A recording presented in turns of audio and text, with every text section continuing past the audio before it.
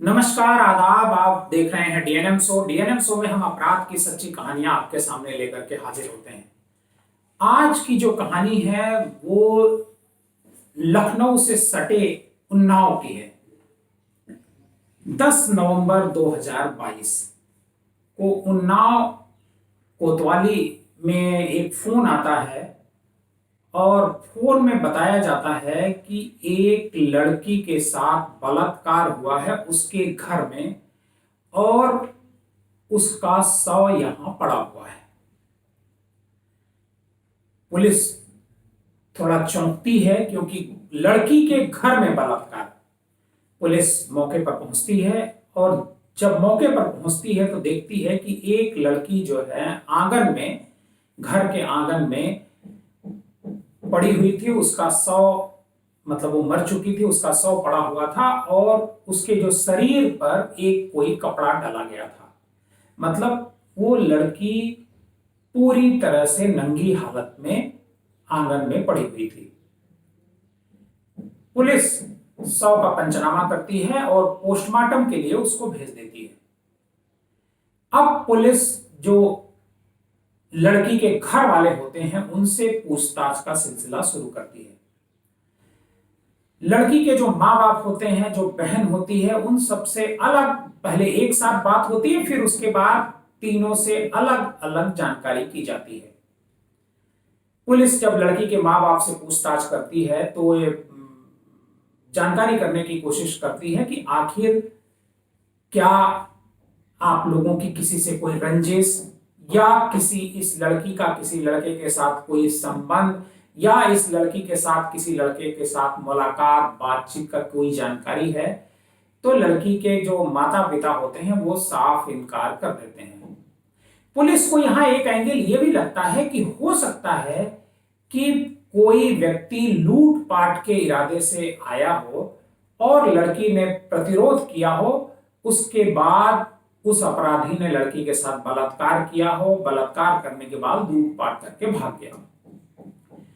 Police जो उनका पूरा घर होता है उस सारे घर की तलाशी लेती है तो देखती है कि घर में कोई भी वस्तु, कोई भी सामान अस्त व्यस्त नहीं है।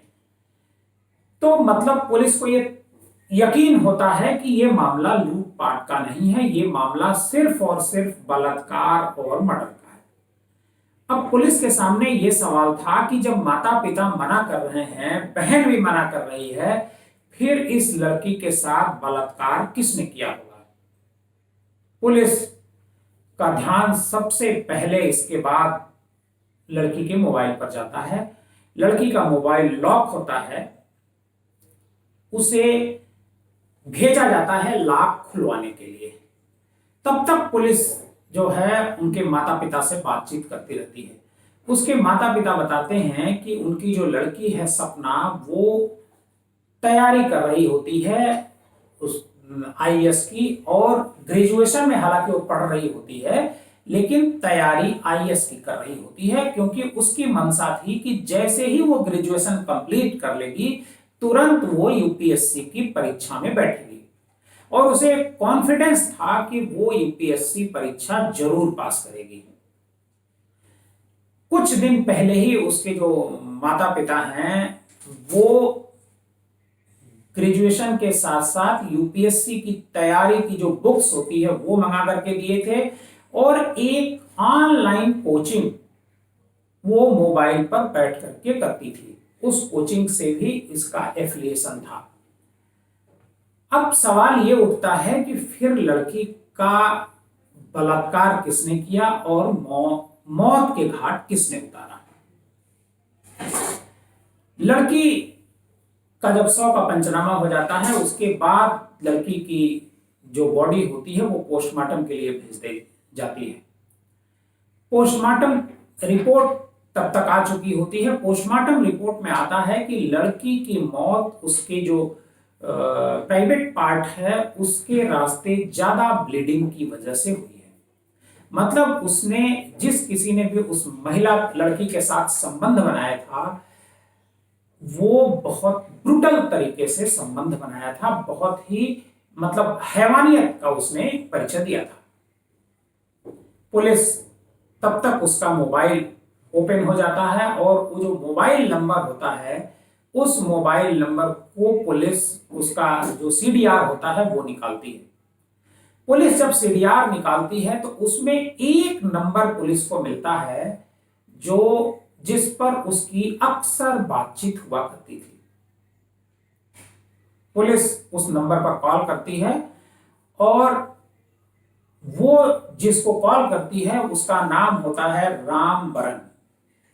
वो उन्नाव का ही एक इलाका है, दही चौकी रोड जिसे बोलते हैं, वहीं पर एक अनुसूचित जात जनजात का एक छात्रावास होता है, वहीं पर वो लड़का रहता है उसी छात्रावास में, और वो भी यूपीएससी की तैयारी कर रहा होता है। पुलिस उसको फोन करती है।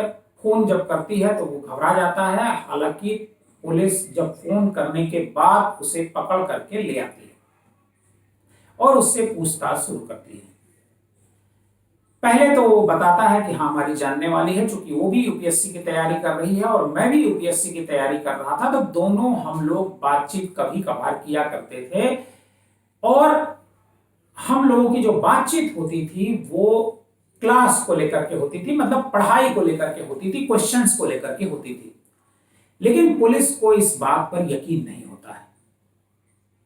पुलिस उससे पूछताछ करती है और सख्ती से जब पूछताछ करती है तब रामबरन एक कहानी बताता है। रामबरन बताता है कि अब से करीब 2-3 महीने पहले की बात है, शेयर चैट ऐप के जरिए उसकी सपना के साथ बातचीत शुरू होती है और बातचीत शुरू होने के साथ साथ पहले शेयर चैट के उस पर मतलब मैसेंजर पे बात होती है, फिर उसके बाद दोनों का मोबाइल नंबर आदान प्रदान होता है और दोनों मोबाइल पर आपस में बातचीत करते हैं। जब दोनों बातचीत करते हैं, इसी दौरान बातचीत के साथ साथ वो कभी कभी वीडियो चैट भी करते हैं व्हाट्सएप पर, और व्हाट्सएप मैसेज दिन भर उन दोनों के बीच आदान प्रदान होता रहता है। रामबरन ने पुलिस को बताया कि इसी दौरान दोनों के बीच प्रेम हो जाता है, सपना और रामबरन के बीच में। इस प्रेम के बाद दोनों की बाहर 1-2 बार की मुलाकातें भी हो गई। 10 नवंबर 2022 को सपना सुबह उसको मैसेज करती है रामबरन को कि आज वो घर पर अकेले है, उसकी बहन भी कहीं गई हुई है और उसके माता पिता भी कहीं पर गए हुए हैं।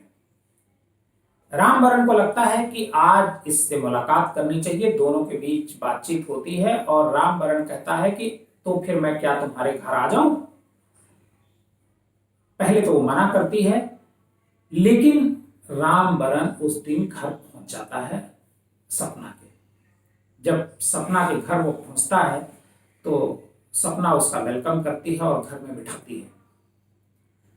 रामबरन बताता है कि रास्ते में उसने एक मेडिकल स्टोर पर सेक्स पावर बढ़ाने वाली 2 गोली परचेज की। सपना जब वो सोफे पे बैठता है रामबरन तो उसको पानी और बिस्किट ला करके देती है, फिर चाय बना करके लाती है, दोनों साथ चाय पीते हैं। लेकिन जब वो पानी पीता है और सपना चाय बनाने के लिए किचन में जाती है, उसी दौरान वो जो सेक्स पावर बढ़ाने की जो गोली होती है वो 2 गोली वो खा लेता है बिस्किट के साथ और पानी पी लेता है और रैपर नीचे फेंक देता है। जब सपना वापस आती है, दोनों साथ बैठे होते हैं और चाय पी रहे होते हैं, तभी सपना की नजर उस रैपर पर जाती है। उस रैपर को उठा करके पढ़ती है तो उसे लग जाता है कि ये जो रैपर है ये सेक्स पावर बढ़ाने वाली गोली का है। वो रामबरन से सवाल करती है कि तुमने ये क्या किया है, तुम्हारा इरादा क्या है। दोनों के बीच इसी बात को कहा सुनी होती है, लेकिन जो रामबरन होता है वो कहता है कि आज बहुत मजा आने वाला है, आज हम दोनों बहुत एंजॉय करेंगे।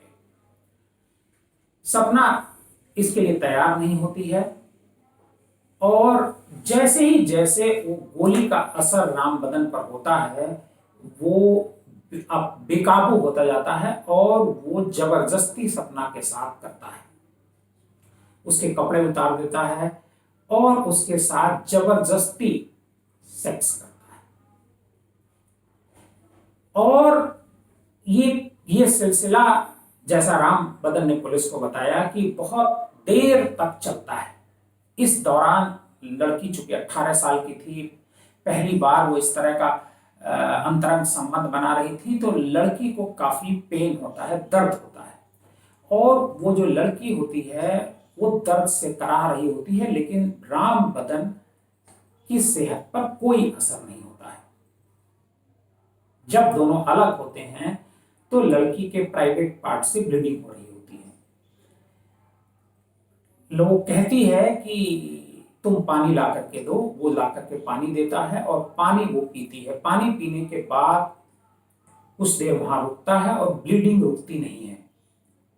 सपना राम बदन को बोलती है कि देखो, तुम हमको डॉक्टर के पास ले चलो, जो कुछ हुआ वो हम दोनों भूल जाते हैं, हमको किसी को इसकी चर्चा करने की जरूरत नहीं है, क्योंकि हम दोनों एक दूसरे को प्रेम करते हैं, किसी भी वजह से हुआ। लेकिन राम बदन वहां पर डर जाता है। राम बदन को लगता है कि अगर हम इसको डॉक्टर के पास लेकर के जाएंगे तो उसका भेद खुल जाएगा और बात खराब हो जाएगी।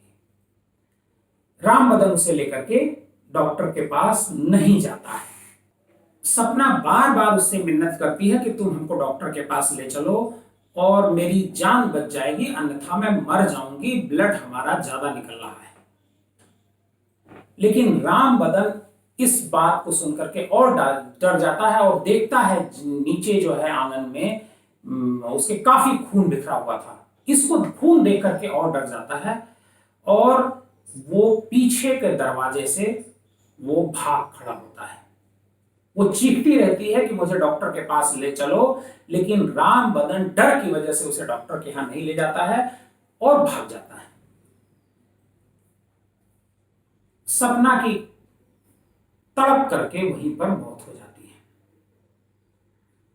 वो अपने आंगन में मरी पड़ी हुई है। कुछ देर बाद जो सपना की बहन होती है वो घर पर आती है और जब दरवाजा नहीं खुलता है तो वो पीछे के रास्ते आती है, पीछे की जाकर के देखती है तो पीछे का दरवाजा खुला हुआ होता है। उस रास्ते जब अंदर आती है तो देखती है कि उसकी जो बड़ी बहन है वो मतलब नंगी पूरी और आंगन में पड़ी हुई है। उसे हिलाती डुलाती है, तब तक पता चलता है कि उसकी मौत हो चुकी है। वो तुरंत अपने माँ बाप को फोन करती है और कहती है कि मम्मी पापा आप लोग तत्काल आइए, दीदी के साथ कुछ ऐसा हो गया है जो नहीं होना चाहिए। वो फौरन आते हैं यहाँ पर और आने के बाद पुलिस को सूचना देते हैं। पुलिस मौके पर आती है, मोहल्ले वाले मौके पर आते हैं, तब इस घटना का खुलासा होता है। पुलिस इधर राम बदन को गिरफ्तार कर लेती है और गिरफ्तार करके राम बदन को जेल भेज देती है। इस कहानी को हमारा सुनाने का मकसद सिर्फ एक है कि आपके साथ भी इस तरह की घटना हो सकती है। आप सतर्क रहिए। अगर इस तरह का कोई सिचुएशन आपके साथ क्रिएट होती है तो आप अपने जीवन में सतर्कता बरतिए, क्योंकि आपके साथ भी इस तरह के हादसे हो सकते हैं। आज की हमारी आपको ये कहानी कैसी लगी हमें कमेंट बॉक्स में जाकर जरूर बताइएगा।